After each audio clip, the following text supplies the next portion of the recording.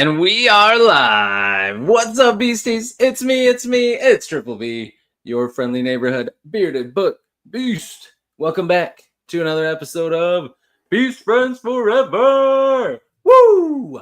I am excited for tonight's show and tonight's guest. This is an awesome indie author that I've been talking to for a long time. Love his books, and anybody that's interacted with him loves him as well. He's awesome. He's a supporter of so many people. He's hilarious. He's a fantastic writer, and I'm excited for you guys to get to know him tonight as we chat. So let me bring him on. My guest tonight is Scott Palmer. Yes. Welcome. Dad, man, myth, legend. I love it. How's it going, man? I'm doing well. How are you, my friend? I am doing good, man. This is long overdue, so I'm glad that we're finally doing it. Yes. Thank you for having me on. Of course. I just realized I didn't change the colors of our things. There we go. That's better. That's better. For course 4. Oh, yeah. That's what I was thinking. I'm like, I got to match up to the book. I don't know if you can notice. I don't know if anybody notices this when they're watching these, but the stripe in the middle, I can change the color because it's actually the background. But I like to play around with that. You got to do what you can do when you have the free one. So I'm trying to pick gray, but both of our screens are too close to that color. But what do you do? It is what it is. I think it looks phenomenal, Chris. Oh yeah, it looks good. I appreciate that. So how's your day going? Oh, it's going good. A little under the weather. I apologize if I cough or sneeze or sound a little stuffed up. That's why. But I mean, we're pounding through. It's just a man cold, as you call it. So, yep, those happen. Power through. Go to work. Went to work. Came home. Daughter's going to bed right now with my wife. So everything's good. It's all about to be peaceful. Oh, that's what we live for, right? It comes. We got a packed house already. Quite a few people popping in here. So awesome stuff. I'm going to shout some people out. First of all, EJ Corum's here, who became a new member of the Bearded Book Beast today. Thank you, EJ. I appreciate you, my friend. Awesome. Also, I want to shout out Mark Kleinhexel became a member. Appreciate you, my friend. Jay Bryden is here. What's up, J.A.? Trinity Cunningham, what's up? Good evening. Like I said, EJ's in here. What's up, man? Tim McKay is here. What's up, Tim? Oh, Timmy. Thomas Howard Riley's here. Scotty Tuhati. There we go. Yeah. That's right. Man. Finally someone recognized. What's that? I said finally, right? Jeez, it took a long time, but finally. I did just shave, so I mean, my wife does say she likes it better with the beard, but it was getting a little. It's getting too much. Oh yeah, it gets that itchy. You get all these bearded book beasts here, okay? Dude, nobody likes me without the beard, so you don't want me shaving. People are scared. Children cry everywhere.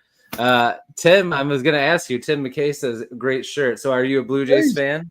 Yes. Well, I'm not. I wouldn't call myself the biggest fan in the world, but I live 2 hours from Toronto. So this time of year, in playoff season, it's really hard to not be a fan, Mm-hmm. And I am more than just a fair weather fan, but I haven't been to a game in a couple years.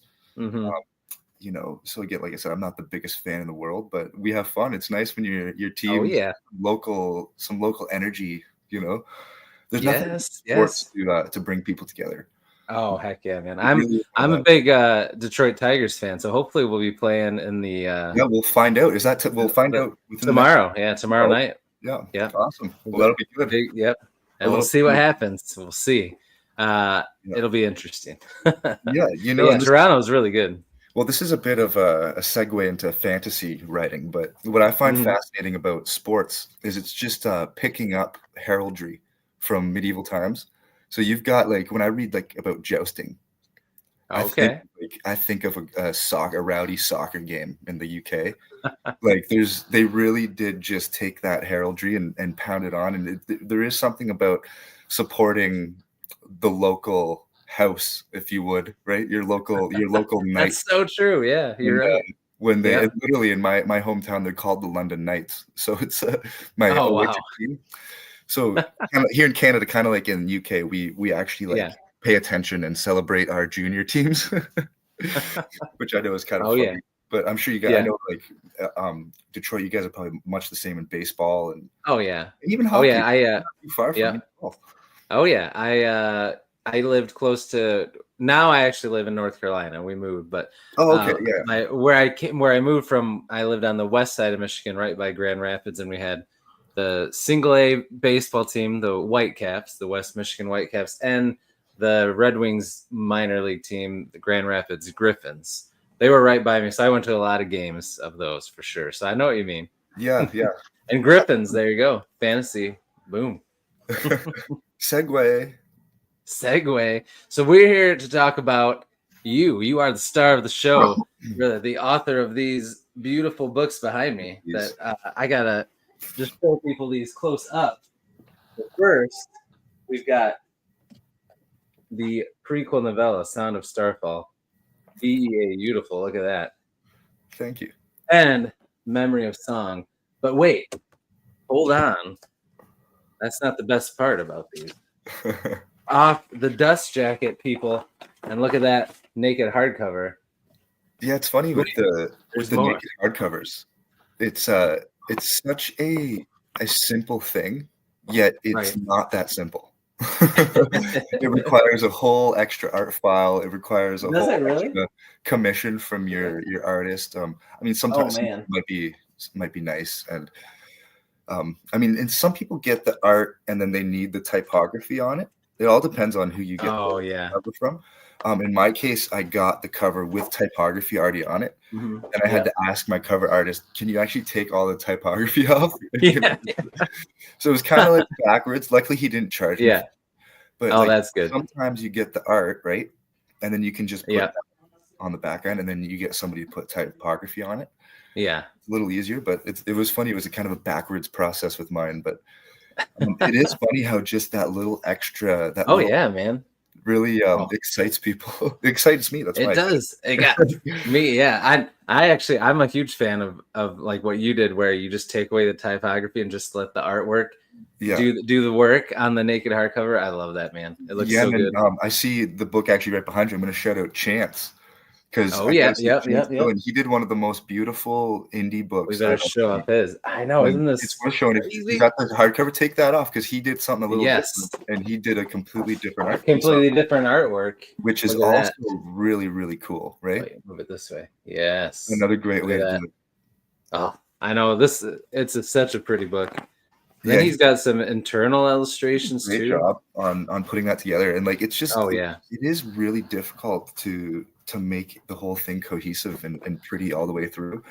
I mean, most of us are authors first, right, designers next. So it all depends on I don't know the length of how much Chance did that himself, but it's just cool. I'm really proud to see indies like just putting that effort in and really. It all it does is it makes the tide and it lifts us all, So that tide's rising, we're all in there together. And I agree, man. Like if somebody can pick the book up off the shelf and not be able to tell the difference between like who published this, it's really getting. We're really at I think it's a cool stage of publishing, where even a lot of the trad authors are looking at indie and how they can become hybrid in different ways. Yeah, I mean, I really do think it's an interesting thing, and to go on a little bit of a tangent to start the show off, when I started publishing, like I was writing and I had the book ready. And I was like joking with my wife. I was like, "We've got to get this book out, and I'd like to get like established as an author before the AI craze comes, so I can have my face attached with everything, and people like believe it's me." That's yeah. And funny enough, I still don't think like that was like probably 4 years ago. And as much as like AI is advanced and people are using it in ways, it's like it hasn't hit the market.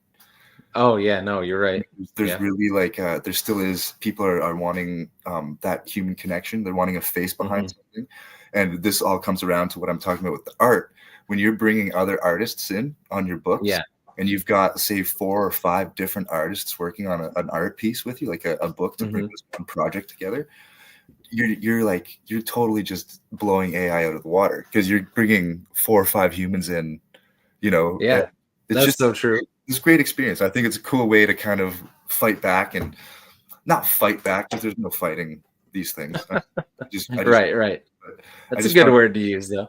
to see that there just really isn't, and like even when I did my local Comic-Con, and there was signs everywhere, no AI art, no AI. So it's just like, it's just funny Yeah. how, you think something's going to happen and it happens in a completely different way, Right. Yeah, that's so true. That's It's indie crazy. publishing, man. Like, who knows what's going to happen? We're right at that forefront, Yeah. Yeah. where it's all happening. Everything's changing fast. So, Yeah. I mean, look at Ryan Cahill. Oh, crazy. He's hitting the heights, and Yeah. it's Yeah. just really cool.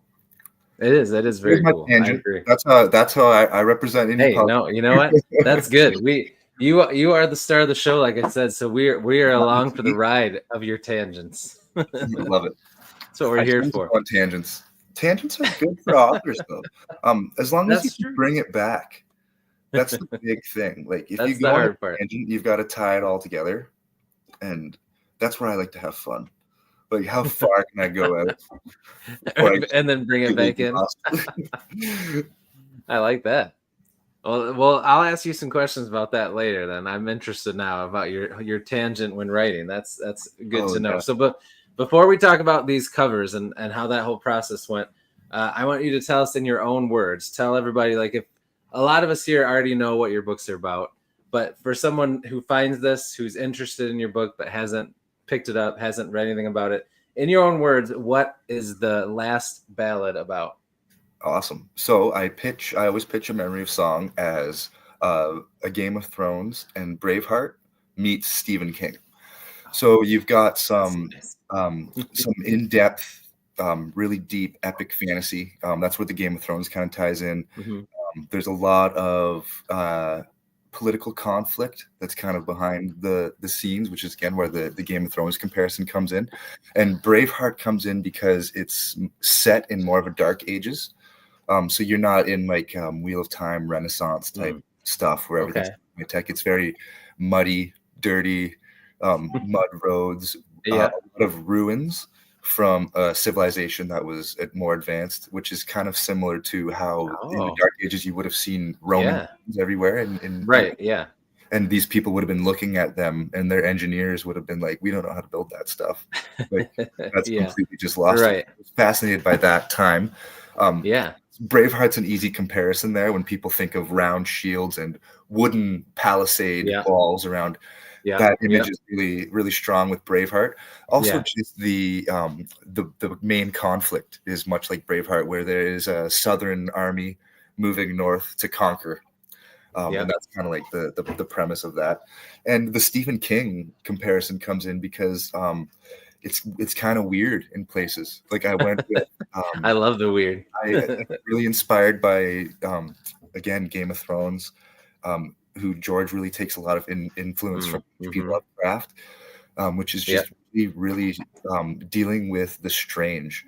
And to me, true horror comes from things you can't understand, and making it really weird and strange. Kind of gave it this kind of horror tinge, which I was really trying to accomplish, which I had failed to accomplish in a couple previous works that I had done before I published this. Yeah. So it was really kind of when I found that feeling of that like eerie kind of dark tinge to it, it was because things got weird. And that's where it really got, like I said, unpredictable, because when things start getting weird, people don't know, like, Yeah. you don't know where it's going to go. Right? And Yeah. that's kind of the atmosphere I wanted to create. So you've got, again, an epic fantasy that's steeped in mythology and lore and a lot of real history, inspired by real world history, mixed with that kind of weird horror aspect to give you a bit of a dark epic fantasy that's similar to, it's kind of in between. I get compared to John Gwynne a lot. Kind of, I would put it between John Gwynne and Joe Abercrombie, though I am trying to attain the heights of George R. R. Martin. It's hard to obviously get that level of depth, but that is what I'm aiming for, and however much I've achieved of that is up for readers to decipher. But when it comes down to on surface level, it's really good comparison. Just look at Joe Abercrombie; it's fast moving, predictable, a little bit of humor, but I wouldn't put humor as one of the the forefront at all. It's kind of just a background thing, not something Mhm. that I'm going for. Right, right. Just Yeah. came up when it came up, but it's there. I mean, I think that any culture experiencing a phenomena like is happening in a memory of song, which the pitch of a memory of song, the premise, we've got the feeling of it down, the atmosphere, but the actual premise of the book is that the elements have died. So fires have stopped burning, rain stopped falling, wind stopped blowing in this bleak atmosphere.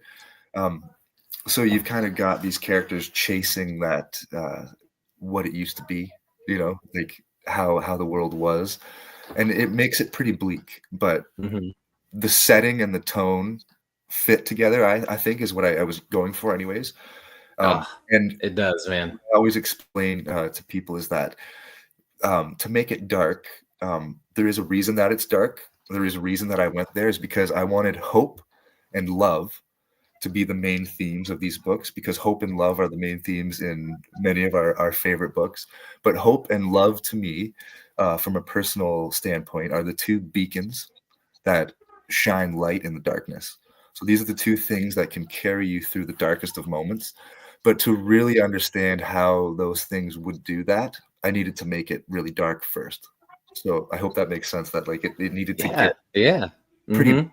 so I could show you how these two things can actually pull you out of that. And I think that was much like, that's kind of what epic fantasy is to me. That's kind of Yeah. how I broke it down. And without doing a dark lord and a hero, that mine's more gray, Yeah. having that dichotomy of those two things playing back and forth, um, hope and love guiding you through the darkness, rather than having a hero who's the light, the Aragorn, who's going to save Mhm. everybody, and the Yeah. Dark Lord Sauron, who's just blatantly bad. It's more, Yep, yep. but again, what I'm trying to show is that the heroes, even the gray heroes, have those two things, those two Yeah. beacons. Even if they are contributing to the darkness, Yeah. even if they find hope and love, they can contribute to the beacon that's guiding them through the darkness as well. If that makes sense. Yeah, it does. It more does. It more does. personality and more what's inside than what's outside, if that makes sense again. Yeah. No, it does. It makes a lot of sense. Like, and I'll say I read this, and I love novellas, and I read this. I think when it first came out, I read this, but this is still probably my favorite novella I've ever read. Like, it's Yeah. so good. Like you Oh, thank you you so create that. Yeah, dude, you create that atmosphere you talked about so quick in just this little novella. Like, I was hooked, and like I said, I read it in one sitting, and I think that setting is so perfect for it. It's like that's that dark, gritty, in the dirt, in the mud, and it just has that feel to the world and the atmosphere. It's so good. Now, do you recommend people start with that, or do you recommend they start with Memory Yes, of I've Song? actually I've got a little bit of a reading order here. So Oh, I all right. Let's do it. Yes, Let's do and it. just because I did write it in a way that you could Yeah. read it before or after, Hmm. I've developed this Last Ballad reading order. Oh, nice. Basically, I tried to make it fun for people, Yeah. um, and the two main reading orders are as follows. The melodic reading order is The Sound Ooh. of Starfall first, A Hmm. Memory of Song, A Chorus of War. Melodic describes a thread of sound informed by two or more notes playing in tandem, capturing both expectation and suspense in its unfolding. The melodic reading order allows the reader to experience a memory of song informed by notes from the past, causing increased tension. So Hmm. you read The Sound of Starfall first. You're getting some background information. It's going to increase the tension of a memory of song because you're going to see certain names pop up in a memory Hmm. song that you're going to have some background information. You're going to be like, oh, fuck, that guy. So there's some added suspense. Yeah. It's called, uh, I'm pulling a blank on what it's called, but there's a word for, Ah. well, there's a writer's tool for what it's called, is Oh, okay. giving the reader more information than the characters have. Oh, yeah, yeah, yeah. Hmm. Something irony. Yeah, yeah, yeah, yeah. One of the authors in here is going to be screaming it out their computer, but anyways, it's an author tool that allows it's made to increase tension. So that way, that's why I called it melodic, because you're playing with two things. You're playing with Yeah. past. They're making a memory of song more tense, more atmosphere. Yeah. The second one Okay. is volatile. This describes something that is liable to change rapidly, making the music's mood or direction mysterious and hard to predict. So that would be a memory of song first, the sound of Starfall, and then a chorus of war. Okay. Volatile reading order allows the reader to experience a memory of song deaf to any previous influence. This will generate the most impact from the twists and turns of the story. So essentially, that's going to give you, you're just going into the world blind, you know nothing. And a memory is kind of a twisty, turny book. And you're just going to be fully impacted by those twists and turns if you go one way. So I leave it up to you, whatever you'd like. Some people really like to be one up and Yeah. that little bit of extra knowledge. Yeah. Also, like you said, the Sound of Starfall is really short. Yeah. I wrote it in that way to be a really easy entry point. And I Yeah. know how hard it is in today's day and age to commit Yeah. to a new series and a new author. Like there's so many things that we want to Oh read. yeah. So that little 65 page in hardback, and I think it's like 80 pages in paperback, it's a very low commitment. And what I tried to do with it was show you where the series is going. So this was influenced by Ryan Cahill's The Fall. Yeah. The title, The Sound of Starfall, I promise has nothing to do with The Fall, but just the way it came after. Anyways, Yeah. the whole point is showing you the magic system that's in a memory of song, but in a memory of song, it's depleted and you're very far in the future. So I wanted to show you this society in The Sound of Starfall that had reached its very heights of depravity. Yeah. They basically deserved to be wiped out, right? Like they were at the point where they were abusing this magic and abusing it. And when Yeah. Comet came and hit, it was, people thought they deserved it. That's why they brought Yeah. the down on them. So it So was good. to again to show like the heights of in a memory of song, these magic systems are surfacing. An old song is being sung. A memory of song, it's a memory of a song, an Yeah. old song, which is a dangerous song. My magic system is music based. Yes, I love that. Intention is this dark magic system that is surfacing again. So I'm showing you where it reached its heights. So when you get into a memory of song, you can kind of see where the series is going right off the bat, in the same way that, again, taking influence from my favorite series, The Wheel of Time, the same way that prologue shows you, like, this is where this series is going. Like, I'm going to show you the very height of the dragon when he's reached peak madness, right? And peak power and what he can do. He can literally I'm going to show you this guy breaking the world right off the bat. I'm going to flip it back to the farm boy. How is this farm boy going to become that, right? Yeah. Yeah. That's what I was trying to create with that. And again, this is just epic fantasy tropes. But just trying to do them in like my own way. I would not at all say it's like completely original, because again, we're just borrowing story structures that influenced us as kids that we know work, and structures work for a reason. And I've been on a mission for the past 7-8 years of reading through just the great books of the world, and these common themes always occur. So when you think that you're just like the whole thing of showing you ultimate power before, it's been done multiple times. Right? Epic Fantasy just picked it up. It was done in epics of the old times, like even Beowulf, if you think about it. Yeah.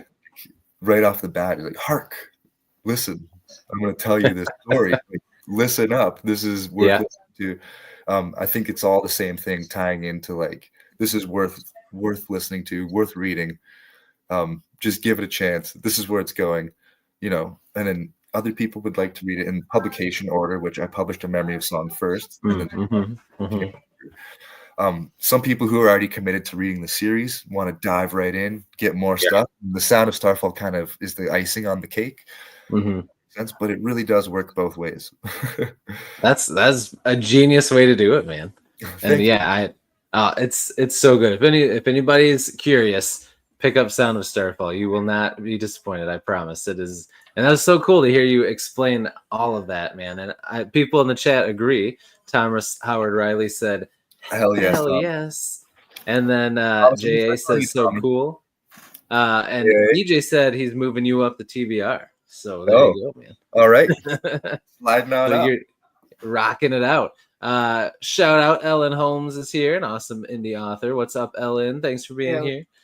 All right, so let's just talk about these covers first, and then I have some questions about the books and the series and all of that. So book or prequel novella. Wait, this side. Nope, this side. Prequel novella. It's mirrored. It throws me off. I know.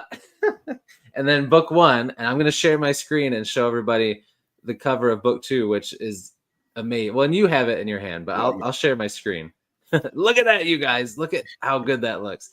I'm going to share my screen so you can tell us all about it, and you don't have to keep holding a book. Okay. Let me find it here. Yep, here it is. Boom, there it is. Look at that, you guys. Beautiful. All right, so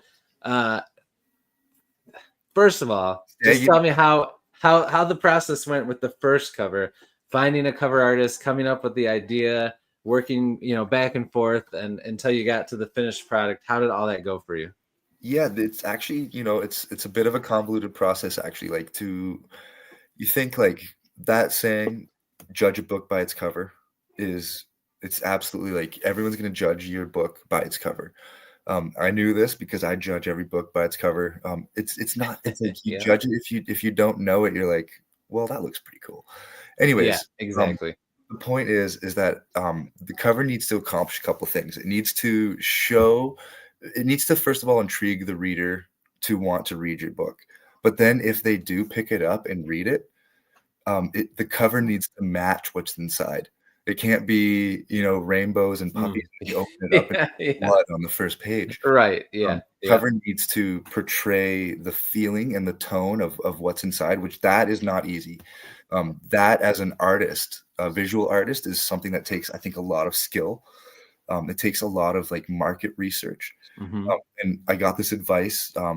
I call them RC. There used to be in my group, the Break-Ins, we used to have a drinking game every time we mentioned Ryan Cahill, because Ryan Cahill just did so many things in indie publishing and said all these things live that kind of became rules that talking about how to publish a book, his name just came up so many times that it became So I'll say, like, I got this advice from Ryan Cahill, first of all, but you take your genre, whatever genre you're writing in. Mine was epic fantasy. So I just took every epic fantasy book that I could find. I went on Goodreads. I actually just started on Google and type in epic fantasy series and take every single cover that you can find, the most recent ones, not like old ones, but find the most on the shelf cover. Even going into a bookstore is the best way to do it. But if you find all of these covers and you put them side by side, you should be able to take your cover and slot it in there, and it should look like it belongs with all covers. What it's going to do is it's going to bring the reader's guard down, especially if they are a traditional reader, like they walk into the bookstore and that's how they buy books. It's going to let them feel comfortable and being like, okay, this is clearly like what I like. It immediately gives them that thing, and this is done by a ton of marketing, a ton of money put in that like we can just benefit from by just simply adding into the market, if that makes sense. Like very few books break the mold on what a cover should be. It's much easier to try to just fit in than to be the trailblazer who breaks it. I mean, even if you are going to be the trailblazer who breaks it, it's better that you really know the rules that you're breaking. You're not just a shitty cover and be like, no, I'm a trailblazer. Like, you really understand, like, no, this is rules. Like, I know what I'm doing here. Anyways, long story short, once you have kind of your genre pegged down, you've got all the books in your genre laid out, you get an idea of what you want. Finding the appropriate cover artist is another thing, right? So now that you've got all these covers in front of you, one thing you can do is open the front pages, and in my books you'll find my cover artist, Stuart Bates. He's listed right here on the second page, I guess it would be the copyright page. On the copyright page or in the acknowledgments, you'll usually always find the names of these cover artists, and you can just look them up. You can get any cover artist you want. Obviously, there's different price tags for different ones. For me, again, bringing back in the Ryan Cahill drinking game, I knew Stuart Bates from Ryan's covers. I didn't choose Stuart Bache because I wanted the same cover artist as Ryan Castle. Right. I chose him because I knew that what I wanted he could do. Yeah. So it wasn't anything to do with like, you know, trying to fit in, like just get the same cover artist as this Right. and you'll be fine. It's like it's knowing, like for me, Felix Ortiz was the really, really big cover artist at the time. But Yep. I knew that I didn't want a full full painting. painting Yep. style. I wanted imagery. I wanted iconography, which would more closely match with Malice, which would more closely match with like the Game of Thrones books. Yep. First Law. So what I saw in all the books in my genre, they had iconography, and then I found who I considered one of the best iconography cover artists in the game, who was fairly affordable. He was doing work with indies, so it wasn't like completely out of my range. Yeah. Right. So I got him, and then once I had the artist and he agreed to do the work, I give him a prompt. There's a word for this. I'm an author. I should know the words for things, but this is why I write fantasy, because I can just make shit up all the time. Right. Yep. Gave him my art prompt, or whatever you call it. Sorry, authors. He gave me back the cover like first try. I just said I wanted a sword with roots growing out of it, and here's the genre, and here's some comparison covers. Yeah. He came back with A Memory of Song, and I was like, okay. Like one of the things I learned in a course I took was when you're working with an artist outside of your expertise. So if I'm working with a visual artist and I'm not a visual artist myself, I'm not going to question him on too much, because essentially that would be detrimental to what I'm paying for. What I'm paying for is the expertise. And to think that I would know more. I mean, obviously there's certain things that like he had like first book of the Last Ballad. I was like, I want it to say first verse of the Last Ballad. Yes. So like there's small things, of course, that like you want it to be perfect. But when it came to the art, I was like, what am I gonna do? Tell him to move a root or something? I like where this root is. Thank you. Like, first try, he got it. And then I was like, great. And then I actually got for the Sound of Starfall, I hired a local artist, a friend of mine, Brian Vandeveld. And he had A Memory of Song. He could take the vibe of that and do something else. The reason for that is because I wanted to bring more local artists in. I wanted more artists in on the project. It's a different kind of cover. I wanted them to look slightly different. Like one of the first iterations of the Sound of Starfall cover made it look like a novel. It made it too much like A Memory of Song. I want people to think it was the sequel. I think that we A Memory of Song is on 4 lines. A Memory of Song.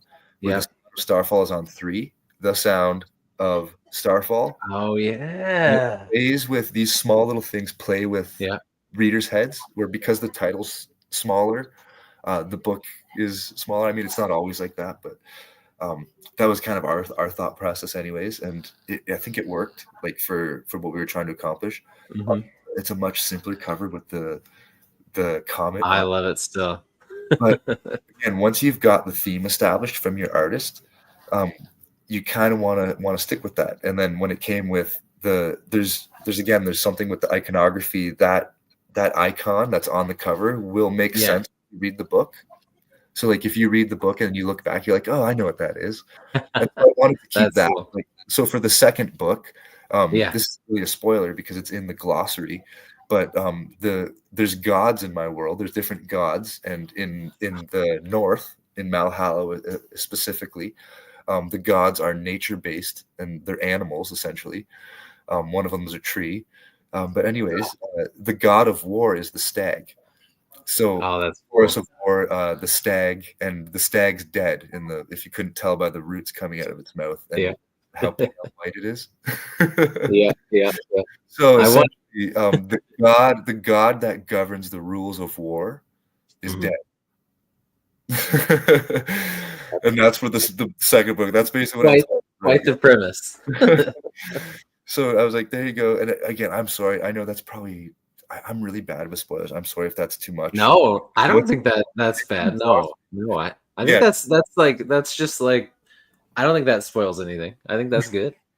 It gets the cover. So when you have the theme of the books, I just told him again another prompt, and then Mhm. we'll just recreate the little fuzzy parts around the edge Yeah. Oh yeah. I and love that extra touch of yeah. I love the extra touch of the around the edge. Like it just they're just so well done, man. You did an awesome job on I love because I'm seeing it pop up a lot in fall, those. these fall stacks because it's got Oh like yeah. this kind of Yes. like It does. Yep. rough, like ruffled kind of Yep. hole, and then with this part, it was kind of like Yep. it's giving that old book feel, Yep. which Yep. is really cool, which I really, really wanted. Like Yeah. something that I wanted that I didn't even tell him that I wanted. Maybe I didn't know I wanted it, and I got it. And it's like this is Yeah. so cool. I get that old rustic kind of It book. does. Yeah. But again, that's what Yeah. you're going to get if you when Stewart. What you're getting with Stewart is not just the cover and the iconography. You're getting Mhm. market research. He's been in Oh the yeah. industry for 20 years. He's done work for Stephen King. Um, so Crazy. he's gonna understand. He's gonna have just been doing covers for so long that he's gonna Mhm. see. He's gonna know what's changed over the years, and he's gonna understand why those things have changed. He's gonna know Yeah. what's working right now. And he actually doesn't even do indie work anymore. I was really lucky, and I've got the other covers ready. I'll Oh, show that's you good. this, but I'm not ready to reveal to the public. So the Okay. rest of the covers in the series are actually done. Oh wow, that's awesome. I had to jump on it because Stewart Yeah. an email saying he wasn't going to be doing work Oh. for people because he's hired by a press. He's working for a traditional Mm. book press, doing covers for them, which Good is for him. Wow. they would have an inside worker doing all of Yeah. the covers, right? Usually Yeah. 2 or 3 of them doing all of them. So like Right. Or Tor, they would have an internal cover artist. Mm. I'm assuming that's the way it used to be. They might have it Yeah. Yeah. on, you know, they might have it contracted out these days, but Right. Yeah. That's generally pretty good. everything That's good. You jumped on when you did then.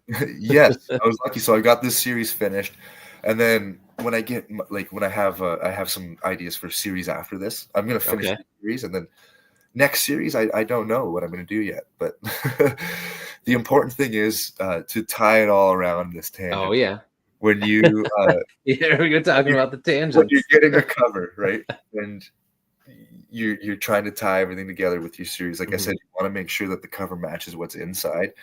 Um, you want to make sure also that the books in the series are cohesive, so they Mhm. look like they belong together, Yeah. especially on a bookshelf. Oh You know, yeah. Yeah. as you can see Yeah. behind you, you're a guy that uses it as your backdrop. Um, Mhm. you're using it as an artistic point as Right. well Yeah. as so you can understand the importance of not only having them the same size, right? Right. They have to be the same size, but they Yeah. look like they belong together as a Yeah. series. Mhm. And that's really it's a lot of different convoluted things working together. It seems very simple, and it is very simple, but there's just a couple things I think to keep in mind that I do see done badly very often. If Tim's still here, Tim's done great work with his cover. Um, Mhm. Again, he just got this killer artwork. He started off with a cover that he had that matched all the way through. So he was again following Right. up, like everything looked cohesive, and now he's got a even sweeter cover. But Oh he's yeah. still like there's the square part that he put on the outline. It Yeah. all looks like it works together. There's got to be Yeah. something that ties these different things together, right? Whatever it is. Yeah. Yeah, for sure. I agree. Yeah. Real quick, since you said that, let's give Tim a little moment to shine here. There you go. That bad boy right there. Woo! Look at that, guys. The outline and that little snaky thing at the top. Yep. Yep. He can easily just carry Beautiful. that on, and Oh yeah. then he's got his logo on the back. The side, Yep. the spine looks great. Oh So yeah. there you go, Timmy. Boom. Good man. It is. It's such a good cover. We had a couple of people pop in while we were chatting, so let me shout out another awesome writer of dark fantasy, Christopher G. Brinning. What's Hey, up, man? He says that nice, cover nice. is sick. Thank you very And Mark from the Book Lounge is here. What's up, Mark? much. Thanks for being here. And I think, yeah, okay. So You mentioned something that I wanted to circle back to. My next question was actually going to be, how many books do you think it'll take for you to wrap up the series, and then what's next? Yeah. So, how many books you thinking for this story? So this story is, I've done it in a way that there's going to be 4 main books and Okay. 3 novellas. So Mm, the 3, I'm actually writing the last 2 chapters of my novella, my second novella, right? okay. Which is actually like Nice. 60,000 words, which is Oh like wow. a novel. So it's like it's just a book. Yeah. But what I'm trying to accomplish here is, you've got your main story with the first verse, the second verse, the third verse, and the fourth verse. Hmm. That's going to tell you the main story in the present, right? And Yeah. I should be able Oh, to, the okay. way I've got it outlined. Book 3 and 4 are going to be big. Book 1 is 125 or 150,000 words. Sorry. Mhm. Book 2 is 225,000. Book 3 is outlined at 330, and Oh then book wow. 4 is like about the same. So they're going to be Okay. really, like really, really big books, essentially. Um, Yeah. the next ones, and um, I should be able to tie it all together. The story that I'm trying to tell with that, but what I'm trying to do with the novellas is tell a story of the history in tandem. So essentially, like episode 1, 2, and 3 of Star Wars, Yeah. but doing it in tandem with the series. So Oh, that's episode 1, cool. the sound of Starfall is going to reveal to you a few things, right, Yeah. about the past. And what I found interesting doing it this way, what I'm trying to do, which is very difficult with this second novella, especially, but Yeah. trying to do is show you that victory, like a victor, can rewrite history. So the victors are just telling history, and that's how our real world history has Yeah. laid out before us, right? Hmm. You don't get to hear the accounts of the losers because their stuff was burned. Um, Right. anyways, what I'm trying to do is show you the real events in the past and the depth to it, how that differs from what history is teaching you in my main books. So my main books are telling a story. It's an epic fantasy, and as you would expect in every epic fantasy, there's history and lore that are involved in that, right? And what I'm trying to show you with these novellas is that the history and lore that make up this world that seems very fleshed out and very Hmm. real is actually a facade. So I'm trying to show you in tandem that something that feels very real and very fleshed out is actually fake, and here's the evidence for that. And again, it's very hard to show, but I think I'm getting across. That's why I've Oh, taken a bit longer with this second novella, because I'm really trying to play with that premise of how can I make history different, like what really happened. yeah. And Oh, again, that's cool, this man. ties into history tends to be very black and white. Um, Hmm. comes from like I'm a huge fan of our world history. That's how I've got a lot of the inspiration for these books. And when you read a history book, it tends to be black and white. Yeah. It's Right. like William the Conqueror, this amazing person. He only killed like 5,000 people and decapitated, raped, and all the. But he was really Right. great. Like he was awesome, great Yeah. conqueror. It was for the better. It was for the better. Like, Right. was it really what really happened back then? Yeah. Like, we're not Right. really know. Like, but I'm trying to with literature be able to show you this is what really happened. And again, it's like a bit of it was just a fun game to play with history like that. Yeah. But with writing, you can actually time travel and play with different timelines simultaneously. Um, Oh, it's just fascinating to me, right? Like how that's and awesome, it's dude. cool because I have like the broad strokes of everything figured out. Like I have a world Mhm. building sheet that's about 50,000 words long, which is a novel in itself. But there's still things that are just like point form. Like this happened, this happened, this happened. If I were to go in and flesh them out, all these characters would start arising, right? Yeah. But going back in history and doing this novella, the reason that it became 60,000 words is because I'm trying to tell a point in history, but then all these people to make that point in history feel real, you Hmm. need all these different characters. And then it just became a novel, right? Like Yeah. Starfall to get really contained to just Hmm. a couple people, and just showing you their heads. But Yeah. Yep. novella, the second novella, "A Dance in the Dust" is what it's called, is a bit more of a Oh, that's a sweet name. rather than 8 hours. It's like a year. Oh, So okay. to show Oh, a wow. is harder to do with light Yeah. novel. Obviously, like Yeah. events happening are going to have more, but I'm not complaining at all. I think it's turned out really good. I think anyone who's into the series is really going to enjoy it because it brings in it just fleshes out all this history that I had in broad strokes, but now deep dive into these broad strokes. So what I have now with writing this novella, when I go back to write book 3, Yeah. I not only have what I've written in book 1, the start, like, and the prelude, and book 2 to go off of. I've got this whole other bit of history that I can use that's really fleshed out. There's these little aspects, and I can bring everything in, and it just makes book 3 that much better because the history is more fleshed out. And I think that with like the popularity of the Silmarillion, the popularity of Fire, there's definitely a space for preludes. Oh yeah. Again, like I do want to do a Silmarillion kind of thing, but I wanted to do this with actual prose writing. Yeah. Like I want to show you the history, actual I prose love that. characters, like get into their heads and put you on the ground floor. Because like I said, we have the ability with books to time travel. So I can send you as an author, I can send you back in time through my world. So when I created this world, part of it, I was like, there's all this history I'm creating. I'm not going to use 3/4 of it. I was like, well, maybe I will actually. I'll just use a bunch of it. I'll write preludes, right? And like work the history in because the history is important. It informs the current ways. And actually, I think if I can pull this up right now, I've got I'm going to share the opening quote of my new book. So I like to put epigraphs in at the start of each part of my books. So this one, a Dance with the Dust, A Dance in the Dust, starts with a George Orwell quote. Who controls the past controls the future. Who controls the present controls the past. And I think that sums up exactly what I'm trying to do here, which is show you these institutions. Again, I love that it's George Orwell, and I took this straight from 1984. I'm trying to show you an institution, the same institution in The Sound of Starfall, and how they can use their power and their influence through history to just completely rewrite everything. And like I said, who controls the past controls the present. Yeah.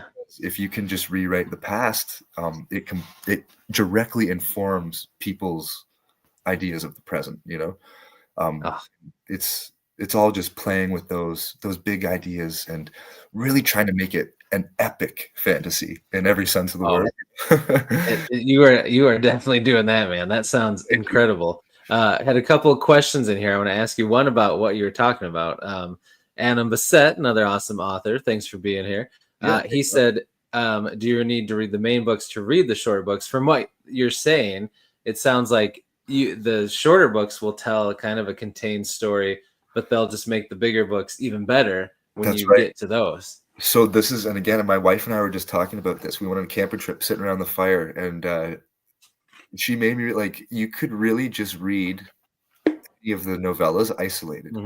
You could read them one after another, but they're each actually their own story, and they're kind of each an entry point. Like you don't really need to read book 2 to get this next novella. So you don't need to read any book to get into The Sound of Starfall. You could just start with that, and then you could just go to the next novella, and it would tell you a different kind of story. I'll have to think of a whole new reading order, I guess. But it really is written. And again, it's a way that because of how I've done it, there isn't really spoilers in there. That's crazy because it's in the past. So like, there's not really like I'm not spoiling a lot in the future. Yeah. Now, if you read A Memory of Song first, it's going to be like you're going to have more insight into book 2. Right. Into the second novella. Yeah, the novella, and same, if you read A Chorus of War, you're going to have a ton more insight because you're going to actually recognize some of the names I'm bringing up. Because one of the things I'm trying to do is bring in characters and names and locations from the main books that kind of, will tie people in. But again, I wanted to bring in again Ryan Cahill Drinking Game. I know Ryan Cahill did this structure with his novellas, but I wanted to do it different than he did. I didn't want to just copy. He does like character dives. Yeah. The Sound of Starfall and The Fall are similar in the way that they're kind of like showing you the height of the power. But Ryan's, they go more into again into a character deep dive, his second one, and they kind of serve as more companions.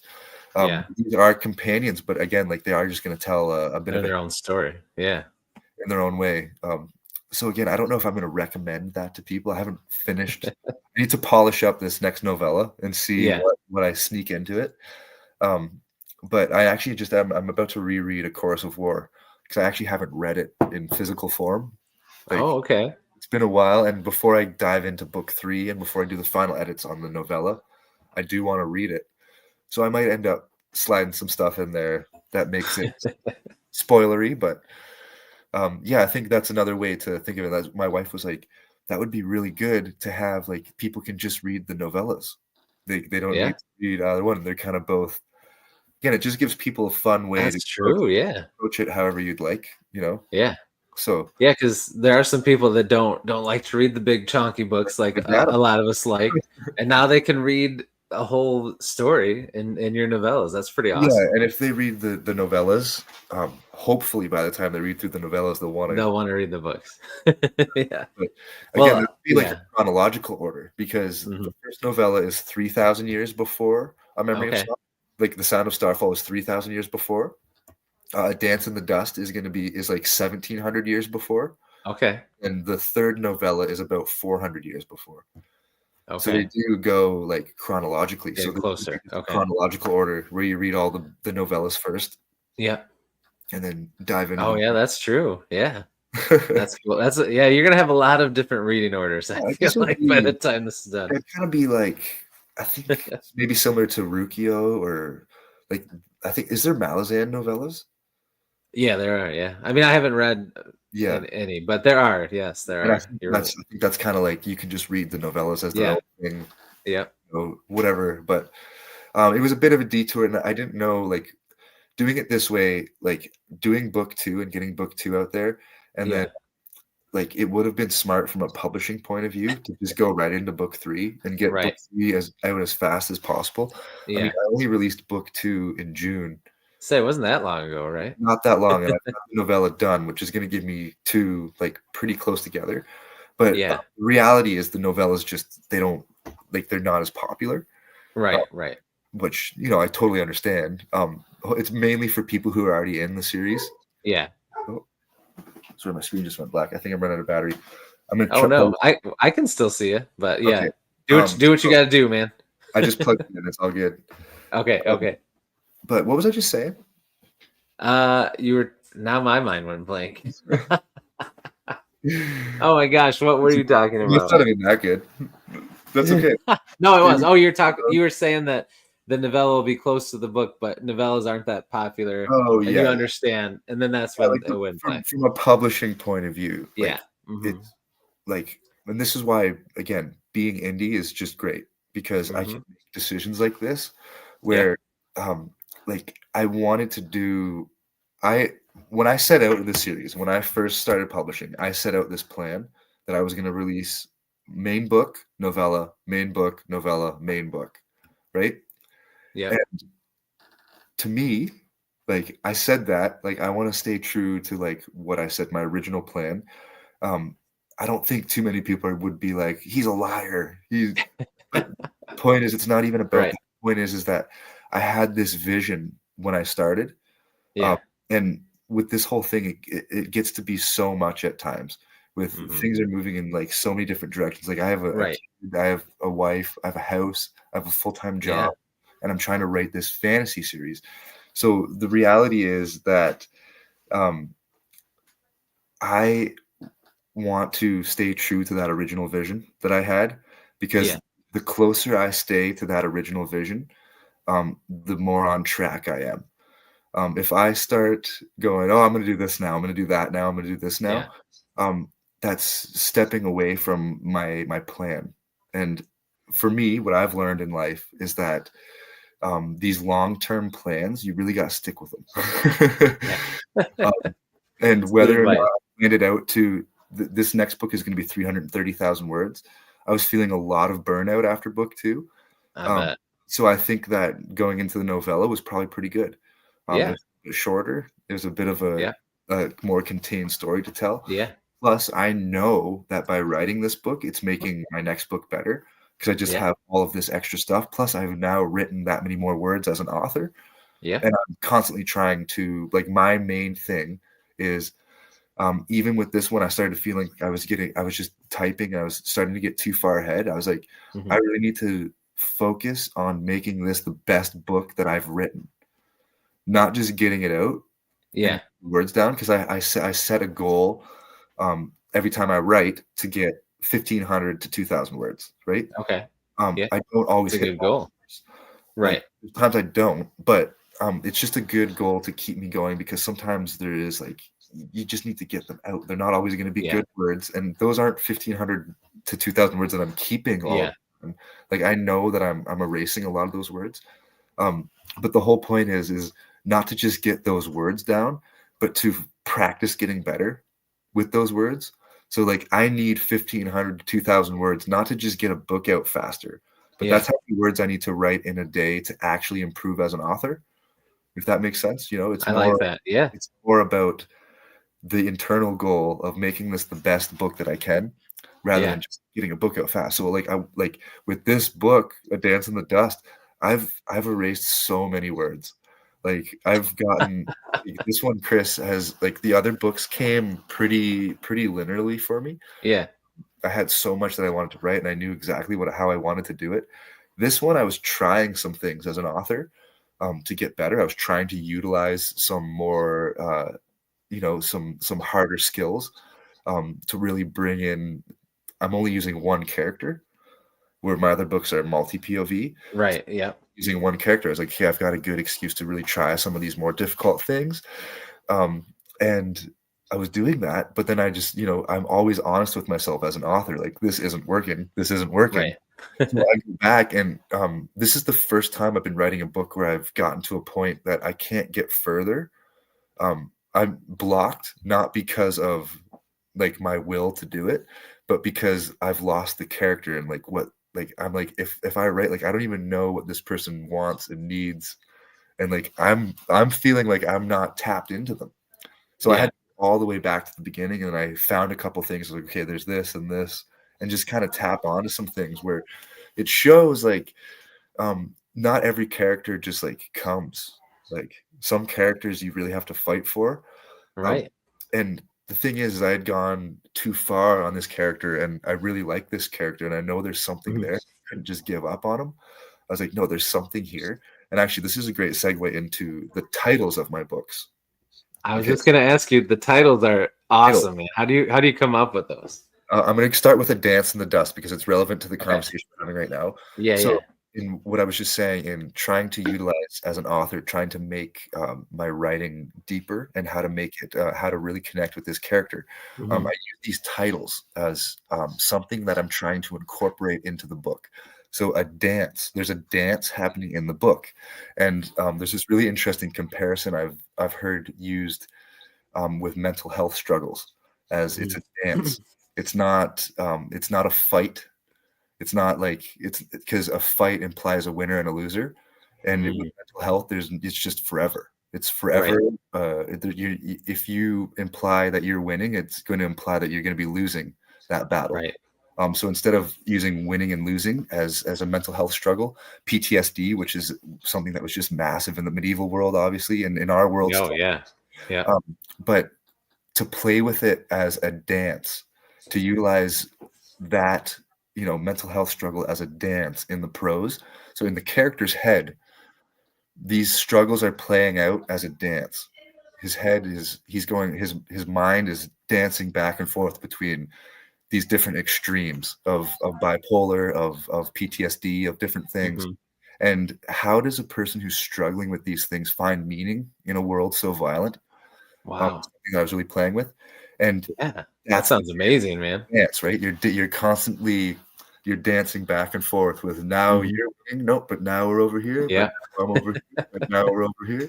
It's just back Yeah. pendulum, you know. Yeah. Yeah. So utilizing a dance in the dust and trying to make a dance really tied into the prose obviously was a little bit of a sticking point for me at times because it's difficult, and it made the essence of the character what I was really trying to like find in the person because I was dancing. I was like, who is this person? Because mental health is something that kind of comes out, and it kind of in my experience anyways, um it it buries the person.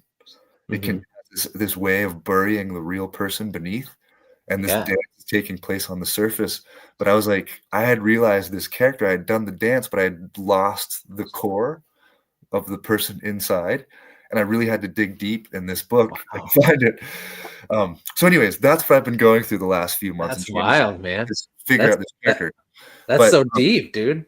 it is, and then so I tried to make it that way because that's like again the fun we can have with writing. Oh, But a yep, I memory love of that. all started with a memory of song, and in a memory of song, there's some flashbacks. The flashbacks were put in first of all as a literary technique because I needed a way. I had my main character separated from the person who they cared most about in the world. Mm-hmm. Um, so to show you the relationship between these two people, I wanted to use flashbacks because just using like his memories of Yeah, this person wasn't as effective of showing you a scene of them together. right. Yep. So that again, the memory of these flashbacks is what's making up these person's goals. It's what's shaping their flaws. It's what's shaping their wants and needs, and it's the memories that's shaping the character's wants and needs, right? So a memory of Mm-hmm. song, that's the theme. Flashbacks and a chorus of war. I did it a little bit differently, where these traumas that the characters have faced in their lives, the things that are that they hate themselves for, that they dislike about themselves, just circle around. They keep coming back, right? So like a chorus, every once in a while it goes away for a while, but then it comes back and it's there, Yeah. just nagging you like a Yeah. chorus in your head. So that was the chorus of war that I tried to incorporate with the prose and the characters, again experiencing the name of the title. The sound of Starfall is just really simple. It's the sound. It's very visceral. Sound is a big part of it. One of the characters even loses their sound, loses their hearing, Mm-hmm. to really play with like sound in both how loud it can be and then the absence of it, right? So there's the sound, and then again, I just already explained a dance in the dust, and I'll leave Mm-hmm. them for that is something that I've been Another trying day. underneath of the series. That's awesome, man. That's just for my own challenge. Like I'm not doing that for anyone but myself. I thought that would be cool. I thought it It would be is. something that would give me something to work towards as I'm Mm-hmm. writing. Something that's kind of like in the back of my mind. How can I tie this all together thematically and make it all fit with the titles and really make the Yeah, whole man. thing, like I said, with the cover, the iconography on the cover needs to represent something. So I thought the title should also represent something, and I chose to have the title always representing something that's occurring with the characters, and that's me trying to show you that for me it's all about the characters. Oh, The that's characters awesome, dude. first, and that's why Oh everyone. yeah.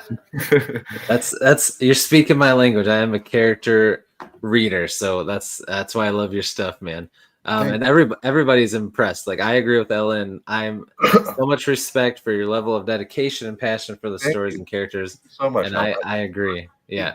thank you And very Trinity says sounds like a beautiful melody. Like Yeah, that's just so cool, man. I mean, I was already excited to read it because the covers are gorgeous. It's your writing is awesome, but hearing all of this thought and all of this cool stuff behind the scenes, like this is why I love to do these, because now I'm even more excited about your books. well, it's fun to get to talk about it too, because I mean, I talk about it in my newsletters, but I mean, like it's fun to be able to explain that, and I get to talk somebody's ear off at Comic-Con every once in a while. Yeah, yeah, Usually they're like, "Oh yeah, yeah, yeah. As, cool." as they're walking away, like, yeah, I gotta go over here. Yeah. Oh, that's awesome, man. And then I gotta say this. I don't. Adam said, if you haven't watched the music video "Hi Rin" by Rin, Yes, yeah, yeah. don't hang up on me, but later. No, Have you seen that? Adam, yeah. So Adam, this is where Ren. I was gonna bring him up. He's the Look one at who that. refers Boom. to his monologue at the end. talking about mental health as a dance, that song partly inspired the title of this book. So yes, That's thank you, awesome. and shout out to my wife for introducing me to Ren, um, an indie artist. So you're not going to hear him on the radio. You're kind of going to have to discover him, and however he's been popping up on different people's lists in different ways. But incredible artist, and I say the word artist because this guy again, he takes it to the next level. Like there's music creation, right? Um, and then there's making music as an art form. Like there's again the amount of thought and dedication to each song. There's every title has a meaning. Every lyric has is put there precisely for a certain effect. And he's just one of those people that I found really impressive with just how he carries himself as an artist, and again how he speaks. Very interesting to hear speak. He's just got a great mind. And yeah, Adam, awesome little tidbit there. Yeah, that's pretty sweet, man. Because I heard him talk about the pendulum, talking about mental health as a dance, and I was like, I've got it. I've got the name of the book, and I know that was the thing that I was already playing with that theme of how I could incorporate a bit of mental health struggle into these books, because it's important to me to hit the major themes of not just my own life, right, but like what I think is important to write about at this point in time as an author in 2025. Like, what is going to leave you as a human being feeling a little bit better after you're done reading? Yeah. And again, it's funny because some people might be laughing when I say that, because some of my stuff's a little violent. It's a little emotionally heartbreaking at times. But again, I explore these darker themes so you can really appreciate the lighter themes. You're not gonna the Frodo's little stone. Like you can't appreciate that until he's in the deepest depths of darkness. Can't appreciate it until he's like at the very end. And that's just kind of, I always keep that in mind. Like, you've got to tinge it down to make that light shine through. No, I love it. I love when authors, especially in fantasy, when authors are able to put relatable real life stuff like that into it, especially like mental health and everything. Like, I think it's such a dynamic way to write a fantasy book. So that's awesome, man. Kudos to you for doing it. Doing it in a way that's not like preaching. Yes. Because obviously, like, what I'm trying to do is tell a fantasy story. Right. So as much as the characters come first in my books, it's very important for me to explore these different things. They are following out like a very traditional, there's like a Dance in the Dust as much as it's dancing in the pendulum of the poetic nature of mental health. It's about dragons. In a big war, you gotta have it. You gotta have it. So it's like, dragons and war and fun, weird fantasy stuff. The stuff that you need. All the things, That's what makes reading about these important things fun. Yes. If I want to read a self-help book, I'd go read a self-help book, right? Yeah, exactly. You gotta put it in there, but still have what we love be in there. Yeah. Preach. Well, you can do whatever you want. Yeah, that's true. That's true. I'm not much of a preacher. No, you gotta tell the story, the beautiful story. Mike Molman is in here, another awesome indie author. He asked if there's a plan for audiobooks. Yes, so I've got a new plan. I've established this plan with my new friend PL Stewart, who I've managed to meet PL's at awesome. our local Comic-Con. He lives pretty close to me. We live about 3 or 4 hours away up the 401, the highway. So I'm starting to run into him at some local events. But I got a good chance to talk with him about this exact thing. So PL kind of told me he's got one audiobook out. He did that because when you have a series, when you're writing into a series, when the series is unfinished, the harsh reality is that your first book is going to be selling just so much more. People aren't going to, like, there's a really big drop off. Book 2 to book 3 to book 4. When the series is finished and that people can read all the way through, those numbers start to go up. But while you're in the stage of getting it out, there's kind of these growing pains as an epic fantasy author that you've just got to kind of got to deal with.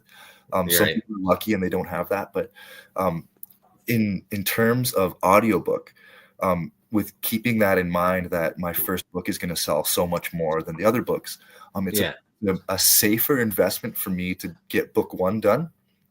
So if I get book one done now, while the series is still being produced, like while I'm still writing the series, and not worry about book 2, 3, and 4 yet, just have that first entry point in.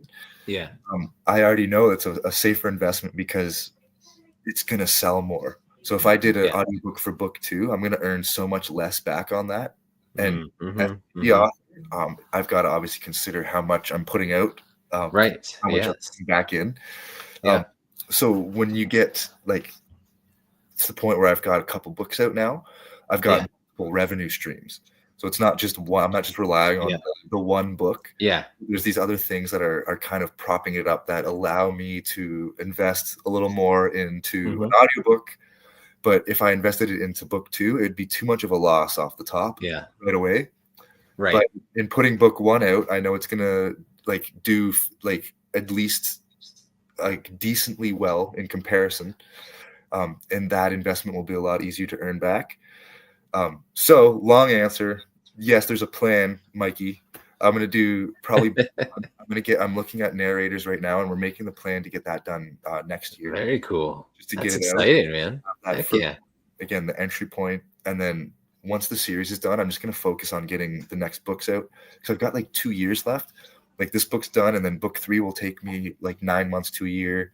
And then book 4. And then once the series is out and everything's kind of, the read through is picked up and it's kind of all working for itself, then I can do the rest of the audiobooks.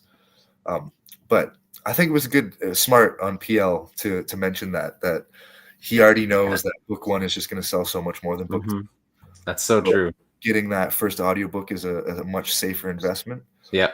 And it adds to the revenue stream to help you fund the rest of the series, if that makes sense. That's so smart. That's brilliant. You're so right. That's so true with the series. Yeah. That's a smart way to do it for sure. When you get a narrator, you are risking losing that narrator. But I mean, right. That's true too. It's one of those. Roll the dice. There's all sorts of risks and rewards, and different things. Yeah, that's very true. Everyone ends up taking a different path.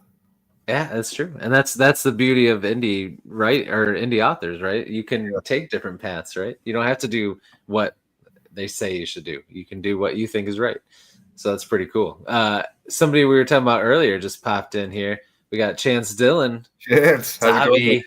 Chance, I was showing off your book, buddy. Yes, we were Chance.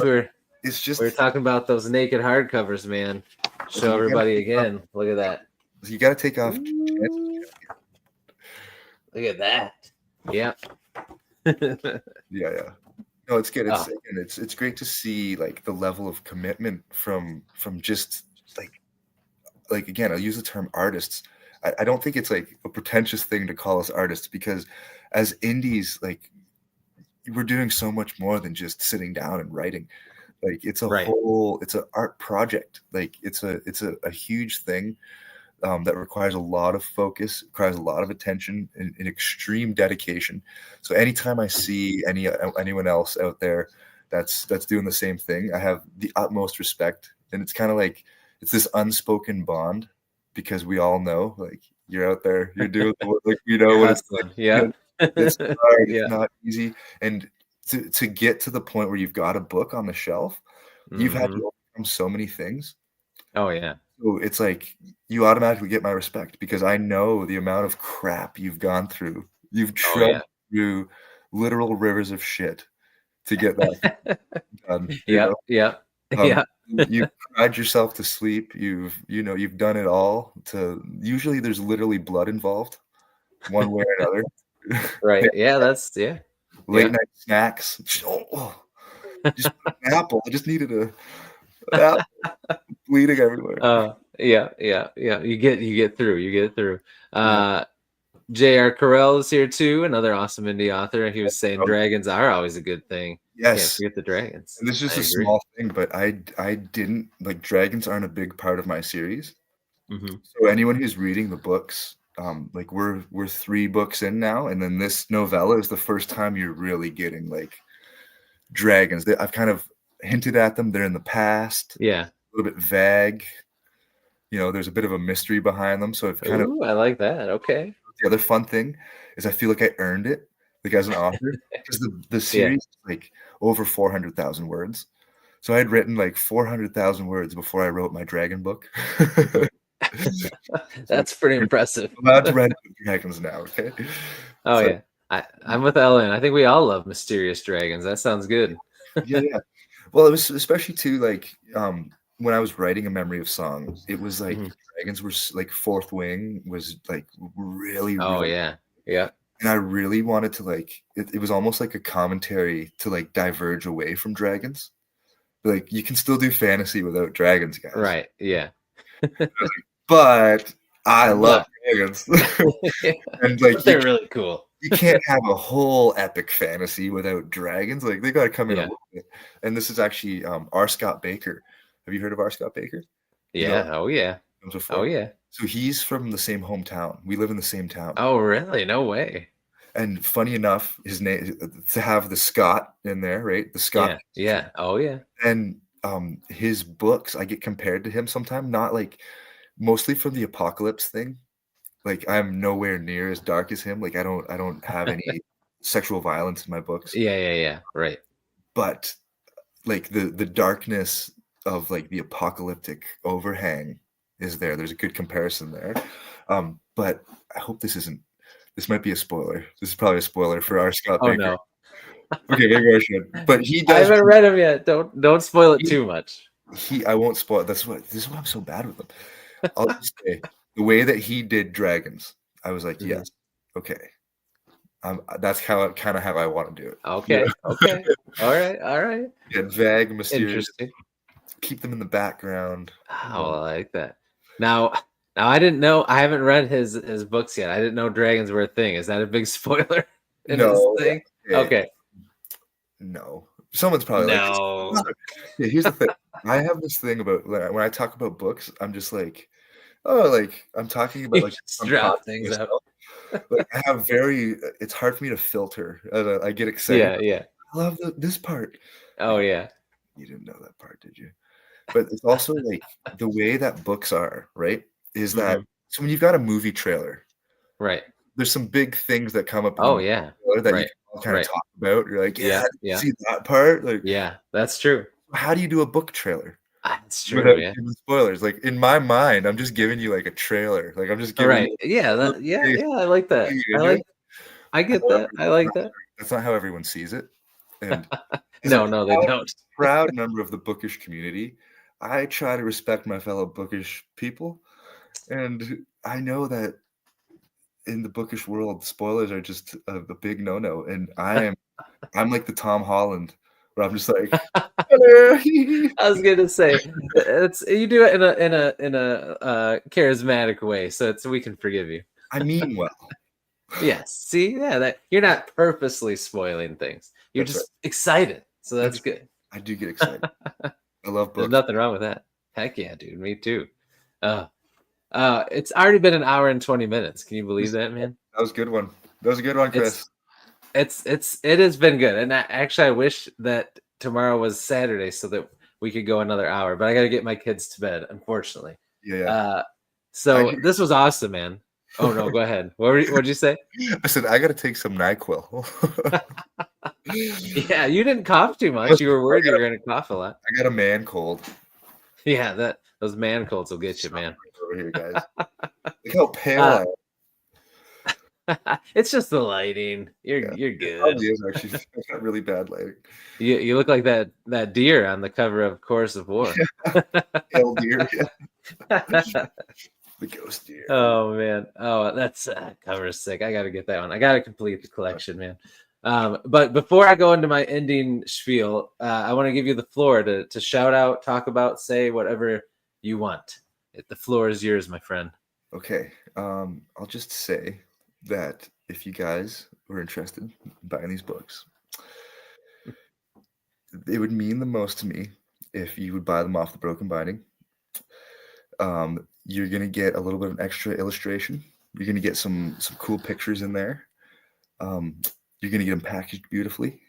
The reality is that I'm in Canada, and I want, as much as I love shipping out these beautiful packages to you guys. The world situation has gotten hard for me to ship affordably. So the best way to do it for me is to third party. So that means Barnes and Noble. That means Waterstones or Indigo. Well, if you're in Canada, actually, you can buy it right off me. Yeah, that's right. If you're in Canada, get it. Go to my website. But the Broken Binding is the best because they're indie. So them being indie themselves, there's, first of all, they're making more money. I'm making more money. You're getting a good quality product, shipped really well, shipped very reliably, and it's all just done very well. And that's just kind of the way I've had to do it. But I guess that's all I'll say is that if that's the best place to buy, if you wanted to. Also, the ebooks are available everywhere, which is another great place. You can get The Sound of Starfall for free, the ebook for free, if you go to my website and sign up for my mailing list there. It's also listed on my Instagram profile and my X profile and my Goodreads profile, and you should be able to find it pretty easily. But the mailing list is another great thing. I do a quote of the month every month, where whatever book I'm reading, I'll pull a passage out of there and I'll just meditate on it, and we talk about books and all the fun themes that are carrying over through books and life and everything. And I'll give some personal insights and talk about writing process and all that fun stuff. So buy my books off of the Broken Binding and join my mailing list to sum it all up. Heck yeah, man. Trinity is in Canada, and she says she wants to get one from you. So that Trinity. reminds me, your website is linked in the description down below. So if you're in Canada, get them right from Scott. If you are not, still check out his website because you've got links to all the other places in there too, right? And I will say that the website is actually a really good spot. I've got everything up there. I've got a bunch of artwork up there. I've got a ton of maps, full color maps of the whole world. We've got glossary, reading order, all that good stuff. There's a ton of goodies. Like if you're a big nerd, a big fantasy nerd like I am, I've just tried to make it like a haven for all things Last Ballad, that you should be able to find a ton of stuff. And just, you can really get lost. There's a lot. It's a great website, man. Thank you. Yeah, you did really well with it. It's good. I really appreciate that. Yeah, shout out to John Stevenson's here, and he said it's a great milestone. You did well. I agree. It's pretty awesome. And Corlag is here. Robert, I agree. We need a bearded book beast bobblehead. That's what I'm talking about. Right on my shelf, right here. I got to see if I can figure that out. That would be awesome. Yeah. All right. Well, dude, this has been awesome. Definitely want to have you on again. Like, we had so much fun talking just about the book. I got to have you on again so I can pick your brain on writing process, your journey, all the things. I'll be doing another little run when the next novella comes out, and I'll dude. get in touch with you. Yeah. Well, and when I finish book 1, Memory of Song, we should do a little spoiler talk too. That would be fun. That'd be really fun, man. I would really like that, actually. Yeah. So I'll be in touch. We'll keep chatting. We'll do some things. All right. But thanks a lot, man. Thank you, everybody in the chat. You guys were awesome, as always. If you're watching this on replay, thank you. You guys are always awesome. We appreciate Team Replay. I will be back tomorrow, actually. I'll look for info on the social, but this was number 99 of Beast Friends Forever. Tomorrow will be number 100, and my special guest is going to be you, Beasties. I'm going to do a little AMA, Ask Me Anything, just me and you tomorrow. Hopefully people can come because I got stuff going on, so it has to be like 5 o'clock. So hopefully people will be able to come, because then I have one Saturday morning, and that I got to do the number 100. So anyway, so you were the final, not triple digit, Beast Friends Forever. So I'm glad it was with you, my friend. Also, too, man. Congratulations. Yeah, thanks. Yeah, it's pretty wild. Yeah. I know. it's crazy to think I've talked to 100 people. That's wild. Pretty awesome stuff. But anyway, everybody have a great night. I'll see you tomorrow, those of you that can make it. And as I always say, until I do, divide your TBRs, be brave, be beautiful to one another, and be beastly.